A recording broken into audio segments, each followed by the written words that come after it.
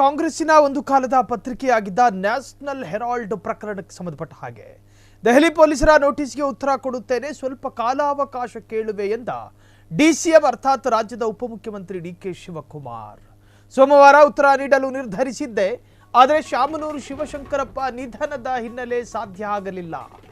National Herald ಪ್ರಕರಣ, ದೆಹಲಿ ಪೊಲೀಸರ ನೋಟಿಸ್ಗೆ ಉತ್ತರ ಕೊಡುತ್ತೇನೆ. ದೆಹಲಿ ಪೊಲೀಸ್ನವರು ನೋಟಿಸ್ ಕೊಟ್ಟಿದ್ರು ಇನಾಯತ್ ಅಲಿ, ಡಿಕೆ ಶಿವಕುಮಾರ್. ಸ್ವಲ್ಪ ಕಾಲಾವಕಾಶ ಕೇಳಿದ್ದೀನಿ, ಸ್ವಲ್ಪ ಸಮಯ ಬೇಕು ನನಗೆ ಅಂತ ಕೇಳ್ಕೊಂಡಿದ್ದೀನಿ ಎಂದ ಡಿಕೆ ಶಿವಕುಮಾರ್. ಸೋಮವಾರ ಉತ್ತರ ನೀಡೋದಕ್ಕೆ ನಿರ್ಧಾರ ಮಾಡ್ಕೊಂಡಿದ್ದೆ, ಆದರೆ ನಮ್ಮ ಪಕ್ಷದ ಹಿರಿಯ ನಾಯಕರೊಬ್ಬರು, ಹಾಲಿ ಶಾಸಕರು, ಮಾಜಿ ಸಚಿವರು ಶಾಮನೂರು ಶಿವಶಂಕರಪ್ಪ ನಿಧನದ ಹಿನ್ನೆಲೆ ಹೋಗೋದಕ್ಕೆ ಸಾಧ್ಯ ಆಗಲಿಲ್ಲ.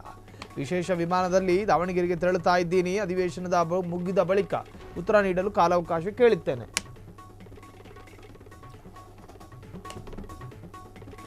ಪೊಲೀಸರು ನೀಡಿರುವಂತಹ ನೋಟಿಸ್ ಸಂಬಂಧ ನಾನು ಉತ್ತರದ ಪ್ರತಿಯನ್ನ ಮಾಧ್ಯಮಗಳಿಗೆ ಕೊಡ್ತೀನಿ, ಯಾಕಂದ್ರೆ ಅವರು ಎಫ್ಐಆರ್ ಪ್ರತಿಯನ್ನ ಲಗತ್ತಿಸಿಲ್ಲ. ಇಡಿಗೆ ಈಗಾಗಲೇ ಉತ್ತರ ನೀಡಿದ್ದೇವೆ, ಎನ್ಫೋರ್ಸ್ಮೆಂಟ್ ಡೈರೆಕ್ಟರೇಟ್ ಡಿಪಾರ್ಟ್ಮೆಂಟಿಗೆ. ಎಫ್ಐಆರ್ ಪ್ರತಿಯಲ್ಲಿ ಏನಿದೆ ಎಂದು ಓದಿಲ್ಲ. ಎಫ್ಐಆರ್ ಪ್ರತಿ ಸಿಕ್ಕಿದೆ, ಆದರೆ ಏನಿದೆ ಅಂತ ಹೇಳಿ ನಾನು ಓದಿಲ್ಲ, ಕೇವಲ ನೋಟಿಸ್ ಮಾತ್ರ ನೀಡಿದ್ದಾರೆ. ಎಫ್ಐಆರ್ ಪ್ರತಿ ನೀಡಿ ಎಂದು ಕೇಳುತ್ತೇನೆ ಎಂದ ಡಿಕೆ ಶಿವಕುಮಾರ್.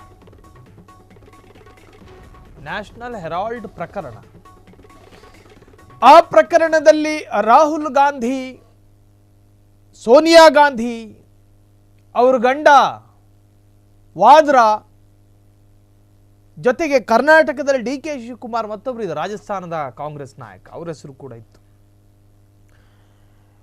ಜೊತೆಗೆ ಮಂಗಳೂರು ಭಾಗದ ಕಾಂಗ್ರೆಸ್ನ ನಾಯಕ ಇನಾಯತ್ ಅಲಿ,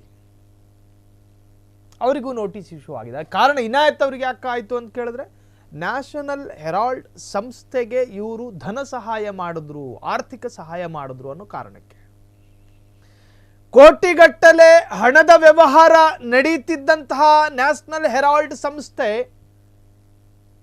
ಆ ಸಂಸ್ಥೆಗೆ ಕರ್ನಾಟಕದ ಕಾಂಗ್ರೆಸ್ ನಾಯಕನೊಬ್ಬ ಹೆಂಗ್ ಹಣ ಕೊಟ್ಟ, ಹೆಂಗ ಅದು ಮೂಲ ಹುಡುಕೋದಕ್ಕೆ ಹೋದಾಗ ಇನಾಯತ್ ಅವರ ಸೋರ್ಸ್ಗಳು ಅಲ್ಲಿ ಸ್ಪಷ್ಟ ಆಗಿದೆ.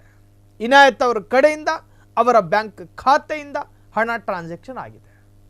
ಡಿಕೆಗೂ ಕೂಡ ನೋಟಿಸ್ ಕೊಟ್ಟಿದ್ದಾರೆ, ವಿಚಾರಣೆಗೂ ಕೂಡ ಕರೆದಿದ್ದಾರೆ.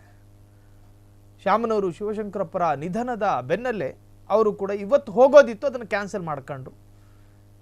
ಹಾಗಾದರೆ ನಾನು ಸೋಮವಾರ ಉತ್ತರ ಕೊಡೋದಕ್ಕೆ ನಿರ್ಧಾರ ಮಾಡಿದ್ದೆ, ಆದರೆ ಅದು ಸಾಧ್ಯ ಆಗಲಿಲ್ಲ ಅಂಥೇಳಿ ಡಿಕೆ ಶಿವಕುಮಾರ್ ಅದನ್ನು ಪೋಸ್ಟ್ಪೋನ್ ಮಾಡ್ಕೊಂಡಿದ್ದಾರೆ. ಈಗ ಆ ನೋಟಿಸ್ಗೆ ಸಂಬಂಧಪಟ್ಟ ಹಾಗೆ ಯಾವುದೇ ಕ್ಷಣ ಬೇಕಾದರೂ ಡಿಕೆ ಶಿವಕುಮಾರ್ ಹೋಗಿ ಉತ್ತರವನ್ನು ಕೊಡಬಹುದಾಗಿದೆ. ಸೊ ಉತ್ತರ ಕೊಟ್ಟ ನಂತರ ಅದರ ಸಾರಾಂಶಗಳನ್ನು ಹೇಳ್ತೀನಿ ಅಂಥೇಳಿ ಮಾಧ್ಯಮದವ್ರ ಜೊತೆ ಮಾತನಾಡ್ತಾ ಹೇಳ್ತಾ ಇದ್ರು. ಅದರ ಕ್ಲಾರಿಟಿಯನ್ನು ಡಿಕೆ ಶಿವಕುಮಾರ್ ಅವರು ಆ ಒಂದು ನೋಟಿಸ್ಗೆ ಸಂಬಂಧಪಟ್ಟ ಹಾಗೆ ಉತ್ತರ ಕೊಟ್ಟ ನಂತರವಷ್ಟೇ ತಿಳಿಯಬೇಕಾಗಿದೆ. ಒಟ್ಟಾರೆ ನ್ಯಾಷನಲ್ ಹೆರಾಲ್ಡ್ ಪ್ರಕರಣಕ್ಕೆ ಸಂಬಂಧಪಟ್ಟ ಹಾಗೆ ಡಿಕೆ ಶಿವಕುಮಾರ್ ಅವರಿಗೆ ನೋಟಿಸ್ ಹೋಗಿದೆ. ಆ ನೋಟಿಸ್ ವಿಚಾರವಾಗಿ ಎನ್ಫೋರ್ಸ್ಮೆಂಟ್ ಡೈರೆಕ್ಟರೇಟ್ ಅಧಿಕಾರಿಗಳ ಜೊತೆ ಮಾತುಕತೆ ನಡೆಸಿ ಅದರ ಕಂಪ್ಲೀಟ್ ವಿವರವು ಕೊಡಬೇಕಾಗಿದೆ. ಕ್ಷಣ ಕ್ಷಣದ ಸುದ್ದಿಗಳಿಗಾಗಿ ಫ್ರೀಡಂ ಟಿವಿ ಸಬ್ಸ್ಕ್ರೈಬ್ ಮಾಡಿ, ಲೈಕ್ ಮಾಡಿ ಹಾಗೂ ಫಾಲೋ ಮಾಡಿ.